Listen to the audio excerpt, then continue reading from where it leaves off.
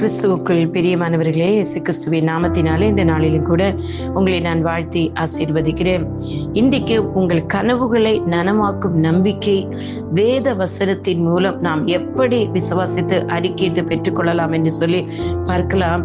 ஜெபிக்கிற ஒவ்வொரு பிள்ளைகளுடைய வாழ்க்கையிலும் தேவனுடைய தயவுள்ள கரம் அவர் கொடுத்த தரிசனங்களையும் அவர் கொடுத்த கனவுகளையும் உங்களுக்கு நிறைவேற்ற அவர் சித்தமுள்ளவராக இருக்கிறார். ஜெபத்தினால் கனவுகள் நிறைவேறப் போகிறதை பார்க்கலாம்.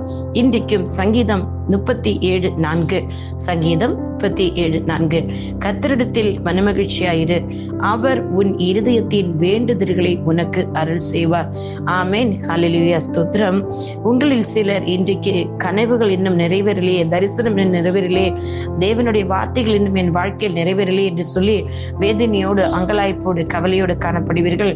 ஆனால் கர்த்தர் சொல்லுகிறார், நீ மனமகிழ்ச்சியாயிரு, உனக்கு கொடுத்த கனவை குறித்து நீ சந்தோஷமாயிரு, மகிழ்ச்சியாயிரு. அது நிறைவேறும் காலம் வரும்போது ஏற்ற காலத்தில் எல்லா காரியங்கள் நிறைவேறும் என்று சொல்லி எதிர்காலத்தை குறித்து நம்பிக்கையை தேவன் தந்திருக்கிற வார்த்தையின் மூலம் விசுவாசித்தீர்கள் என்று சொன்னால் நிச்சயமாக நீங்கள் சோர்ந்து போக மாட்டீர்கள். நீங்கள் என்ன கனவு கர்த்தர் உங்களுக்கு கொடுத்தாரோ, என்ன தரிசனம் கொடுத்தாரோ பாருங்கள். யோசேப்பை எடுத்துக்கொள்ளுங்கள். அவர் கனவு கண்டு சொன்னார். ஆனா எத்தனை ஆண்டுகளுக்கு முன்பு எவ்வளவு பாடுகள் உபத்திரத்தின் வழியாக சென்றாலும் அந்த கனவுகள் எல்லாம் நிறைவேறினது அல்லவா? சோ இன்றைக்கு இந்த வார்த்தையின்படி நீங்கள் விசுவாசித்து மனமகிழ்ச்சியாயிருங்கள். நீங்க கண்ட கனவுகள், உங்களுக்கு கொடுத்த தரிசனங்கள், அந்த தரிசனத்தை நீங்கள் தரிசித்து நடக்கும்படியாக வேத வசனங்களை ஆராய்ந்து பார்த்து அவைகளை அறிக்கையிட்டு ஜெபத்தில் உறுதியாய் தரித்திருப்பீர்கள் என்று சொன்னால் நிச்சயமாக ஏற்ற காலத்தில் என் தேவனாகிய கர்த்தர் அதை உங்கள் கண்கள் காணவும் காதுகள் கேட்கவும் இருதயம் அதை உணரவும் தேவனாய் கர்த்தர் செய்ய வல்லமையுள்ளவராய் காணப்படுகிறார். எதிர்காலத்தை குறித்து கவலைப்படாதீங்க, பயப்படாதீங்க, நம்பிக்கையோடு இருங்க.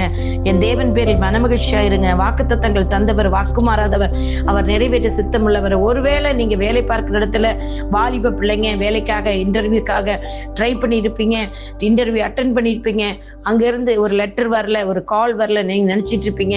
மகிழ்ச்சியா இருங்க, சந்தோஷமா இருங்க. என் கர்த்தர் என்னை இந்த இடத்துக்கு கொண்டு போனா நான் இன்டர்வியூ அட்டென்ட் பண்ணியிருக்கிறேன். அது என்னோட பலத்தினாலும் என்னோட சுய பலத்தினாலும் அல்ல, என் தேவனுடைய கரம் என்னோடு கூட இருந்தனாலதான் அங்க வரை சென்றேன். அங்க வரைக்கும் கொண்டு போன தேவன் நிச்சயமாக என்னை இன்னும் நடத்துவார் என்று சொல்லி யோசேப்பை போல விசுவாசத்தோடும் தைரியத்தோடும் இருப்பீர்கள் என்று சொன்னார். தானியேலை போல ராஜாக்களுக்கு முன் போய் நின்பது விசேஷத்து ஞானம் உள்ளவன் என்று சொல்லி தானியேலை பற்றி சொல்லப்பட்டிருக்குது. அந்த ஞானம், அறிவு, புத்தி எல்லாம் எங்கிருந்து வருகிறது? வேத வசனத்திலிருந்து தான். வேத வசனங்களை ஆராய்ந்து பார்த்து மகிழ்ச்சியோடு இருங்கள். இன்றைக்கும் கர்த்தர் மறுபடியும் உங்களுக்கு சொல்கிறார், கர்த்தரிடத்தில் மன மகிழ்ச்சியா. எப்படி கர்த்தரிடத்தில் மன மகிழ்ச்சியா இருக்கிறது?